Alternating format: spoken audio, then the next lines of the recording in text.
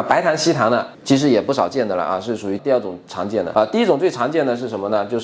是偏虚的，体虚致汗身体虚啊，经常动一下就出汗的，然后呢又容易怕风怕冷，面色又比较白啊，这个可能稍微带一点呼吸气短的这种感觉啊，整个人相对偏虚啊。那这种偏虚的情况呢，就我们当然有很多种推荐啊。那么有什么补肺汤啊、生疏散啊、桂枝加厚朴杏子汤都是挺不错的一个选择。桂枝加厚朴杏子汤是经方嘛，那我们前段时间也给很多的这个朋友用过，这很便宜，这个方子很便宜的。很多朋友他有些人自己也去用啊，桂枝3两啊，白芍3两，甘草2两，大枣几个啊，生姜2-3片，然后厚朴杏仁各2两，差不多这样子啊。那这种情况下呢，这个一副药下来啊，1两换3克嘛，一副药下来这个可能就3-4块钱啊，2-3块钱都有啊。这个对于这种久咳、虚咳啊，这个动一下就咳啊，动一下就出汗啊，那么其实桂枝加厚朴杏子汤效果还是很好的啊。当然对于一些表虚的人，有一些人呢，就每个医生用药习惯不一样啊，有一些医生他喜欢用上玉屏风散，也是挺不错的啊。玉屏风有这个黄芪去固表，防风有祛风的这个作用啊，白术有这个健脾胃啊，当然也可以结合上啊，包括有一些生灵白术散，对于一些我们前面讲过了一些热症的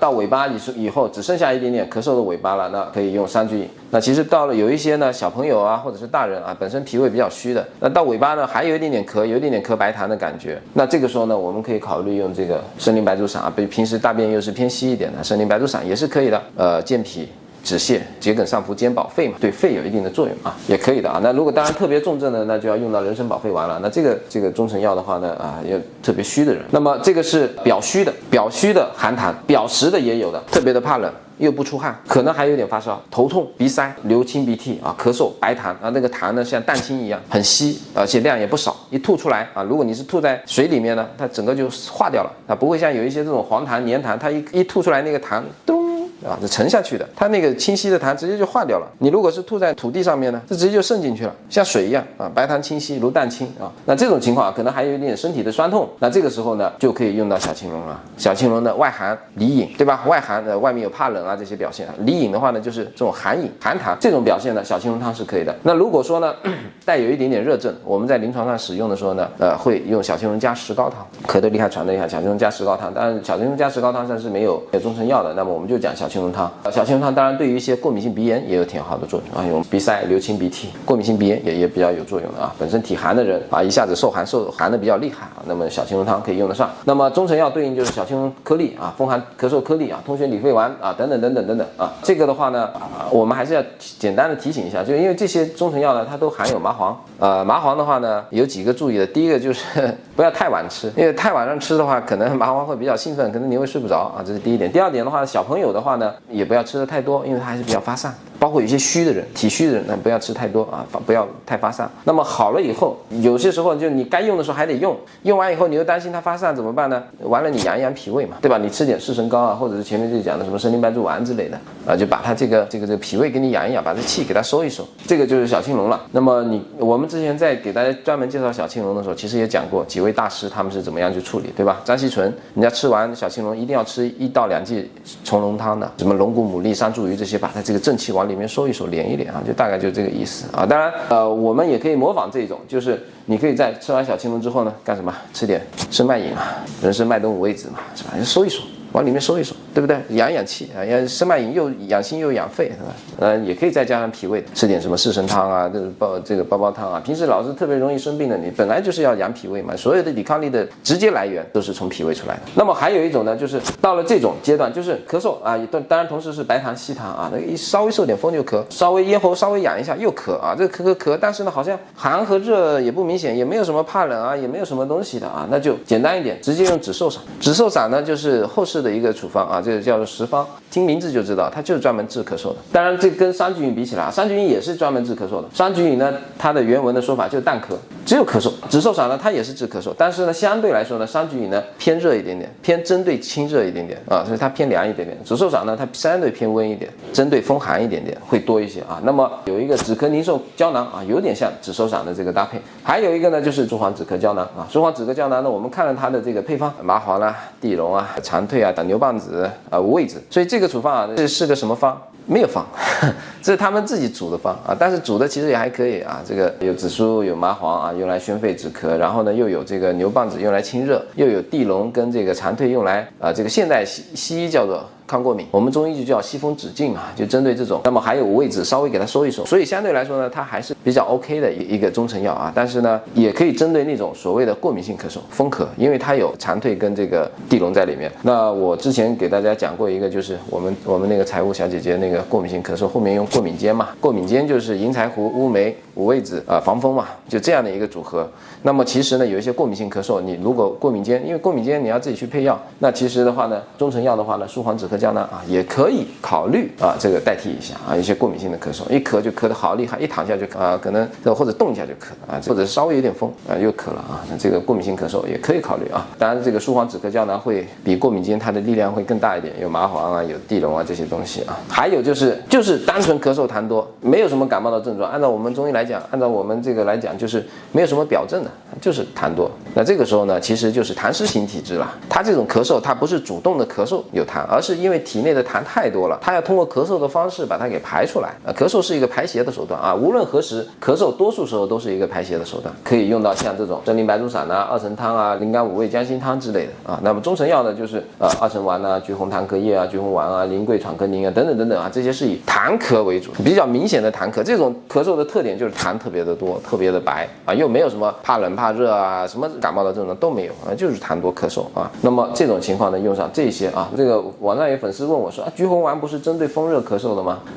橘红你不要看它苦，但它是苦温的。它不是苦寒的，所以呢，橘红相对来说它还是偏痰，就是痰饮或者是寒痰多一些，热痰呢它的效果不好。你可以跟这些东西结合在一起，它就变成了可以治热痰啊。你可以跟这个什么银翘散啊这些结合在一起也是可以的，因为橘红它是一个就像半夏一样嘛，它可以通过搭配去我们叫做去性取用，去性取用，把它这个寒温的属性给它抹平，它的发挥它的非常强的化痰作用。橘红的化痰作用非常强啊，你们在外面都买过那个化州橘红吗？一整个。那一片掰下来，那化痰都很厉害了啊！但是确实难喝，我自己喝过，给小朋友喝，小朋友是打死都不会喝这个东西的啊！我们自己呢没办法，那成人了，懂事了，是那所以做成中成药可能还好一点，做成中成药你直接吞，那就得了啊！那确实不好喝，但是呢确实效果好。我有的时候咳得厉害的时候我也会喝啊，有痰啊，主要是化痰。好，那还有一种寒痰呢是什么呢？当然这个寒热不一定很明显啊，那么偏寒为主啊，那就是喉中痰鸣，如水击声，这个就是我们讲的射干麻黄汤的逻辑。一咳嗽呢，那个喉咙里面呼噜那种声音啊，有人说是像拉风箱啊，有些人说像这个吹口哨啊，有些人说像这个有这个水鸡啊，有个青蛙在这里呱呱呱的在这里叫啊。那么你用那个听诊器一去听它的肺啊，这可能都是哮鸣音、痰鸣音啊，很多。那这个时候呢，实际上就类似于西医的像哮喘啊，或者是一些比较严重的一个肺炎啊。那么这个呢没有对应的中成药啊，最好就直接看医生了。这种情况就看医生最比较好一点啊。那当然如果我们自己在临床上使用的时候呢，我们用射干麻黄汤，效果还是很明显的啊。有的时候小朋友的话呢，你刚开始他咳得厉害的时候，你就用麻黄，后面呢症状稍微减轻一点以后呢，但是还有怎么办呢？又不想用太久的麻黄，就把它改成什么荆芥防风之类的啊，去稍微的宣肺啊。那射干麻黄汤对于这种喉咙有水积声的、痰鸣音很明显的，几乎可以说是一个特效的方子，而且不用太关注它的寒热问题。那很简单，如果是寒咳，你就加一点点这个温的东西进去，紫菀冬花在里面，对吧？它本来就有紫菀冬花。如果是它的热咳、痰热比较明显，那个痰咳出来是黄的，你就加点什么鱼腥草、什么芦根啊这一类的东西在里面就可以了。你甚至可以跟小杏胸汤结合在一起。啊，这个是可以的啊。好，那么简易的食疗呢，就是紫苏、杏仁茶啊。当然，因为毕竟是偏寒一点，你可以加1-2片生姜在里面啊，就泡一泡，简单的泡一泡，或者是煮一煮也可以的啊。那紫苏呢，它有宣肺的作用；杏仁的话呢，润肺啊；生姜的话呢，稍微有点散一下这个寒痰啊、水气这样子啊。生姜、紫苏、杏仁茶也是可以的。好，那么还有一种就是燥咳了，就没有痰了，它光咳、干咳，没有痰，甚至咳得它口干了。咽喉很痒很哑的那种感觉，就整个好像咽喉要冒火了。这种无痰的那种燥咳的，那么分2大种啊，其实差不多啊，但是呢还是要简单分一下，就是一个呢就是单纯的燥咳，秋燥，因为秋天咳嗽可能见的比较多啊，同时还有口干、低热啊、咽干鼻燥的这种状态，这个就是在学内科学还是学方剂学的时候叫做燥邪犯肺啊，在秋天的时候，包括今年大家都觉得什么今年的广州啊，当然全国我们在广州嘛啊，可能全国都非常的干燥，所以今年干咳的人也不少，干咳也不少。我们之前有一个小朋友咳了很久，那一看他的舌头地图舌，舌苔很少啊，整个又口干啊，又是这种状态，我们就直接给他用清燥救肺汤，5天还是多少天的清燥救肺汤，后面就好了很多了。那后面就给他治其他的问题，或者呢，当然也可以用简单一点，就是桑杏汤啊，桑杏汤就比较简单一点啊，比较的轻微一点的燥咳啊，只有干咳这个口干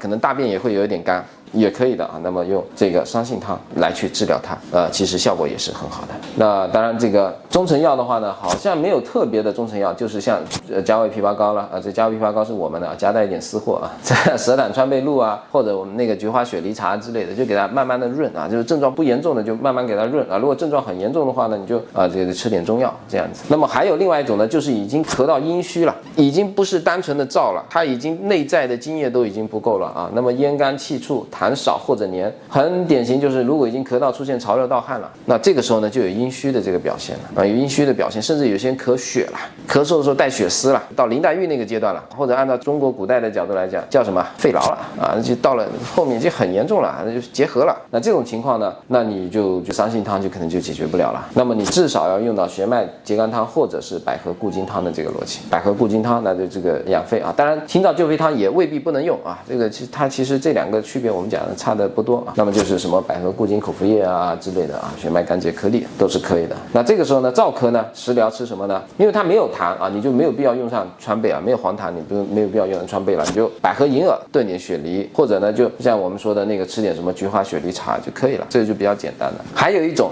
我在这里没有写的，这个表上没有写的，就是那种鼻后滴漏导致的咳嗽，就鼻炎，它本质它其实是鼻炎，但是它表现的症状是咳嗽。那鼻炎老是因为尤其是有一些小朋友他不会吐痰的，他鼻后滴漏啊，我有鼻炎，你甚至有鼻窦炎啊，有一点痰啊，老是往鼻子后面去这个滴到那个往后面啊，这个滴到这个喉咙里面，刺激到他的咽喉，就咳嗽。那这种情况呢，我们之前在临床上也用过几次，有一些像这个痰是黄的比较厉害的，那我们就用那个曲渊汤，曲渊汤还没有正式介绍过你们啊，陈世铎的曲渊汤这个效果也很好。它的这个名字，因为中医呢是把那种黄鼻涕啊，这鼻窦炎里面那种黄鼻涕，把它叫做渊嘛，渊。那么曲渊汤就是把这个渊，把这个鼻涕给它取出来啊，用这个当归玄参，量特别大，当归玄参啊，这个辛夷去开鼻窍，然后的话呢，用柴胡梔子，再加一点川贝啊，这个效果还是挺不错的。我们在临床上用过挺多的，对这种鼻窦炎导致的这个曲渊汤效果还是很好的。那么最后就是咳嗽啊，这什么药都用的都没有什么效果了，真是咳到肺都快炸了。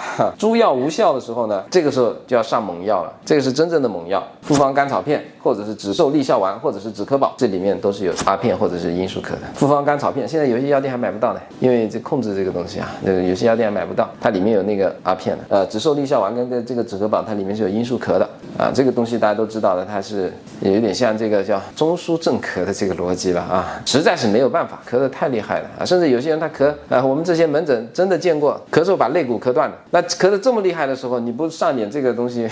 再咳断那就不好了，甚至有些人咳到什么肺咳破了，咳到气胸，你们见过吗？咳嗽咳到气胸，我记得以前我那个时候我还是在医院实习的时候，就是有一些人他气胸嘛，有一些气胸是干什么，就剧烈运动导致的气胸，有一些是剧烈咳嗽导致的气胸，那就整个气都瘪了，整个肺都瘪了，这边肺瘪了，完了就给他做那个胸穿嘛，就把那个气给他慢慢的放出去啊，慢慢的给他放气，负压吸引，把那个气给他放出去，相当于一个乒乓球一样，你一按给他按瘪了怎么办呢？在上面戳个马桶刷之类的，慢慢往外拔，就你们开车有没有？撞车啊，简单追尾以后，那个板不就凹进去了吗？车屁股啊或者车头那一块板凹进去以后干什么呢？拿个那个叫什么搞上去，然后就往外拔啊，这皮揣子往外拔，这就是一个道理，是负压吸引，把它往外拔这样的一个逻辑啊。那个是已经咳到那种情况了，那你再不去给它止咳的话，那这没办法了啊。所以有些时候特殊情况下啊，实在是什么药都没有效果，那你该用也还是用一点。我讲的就是大概就这些。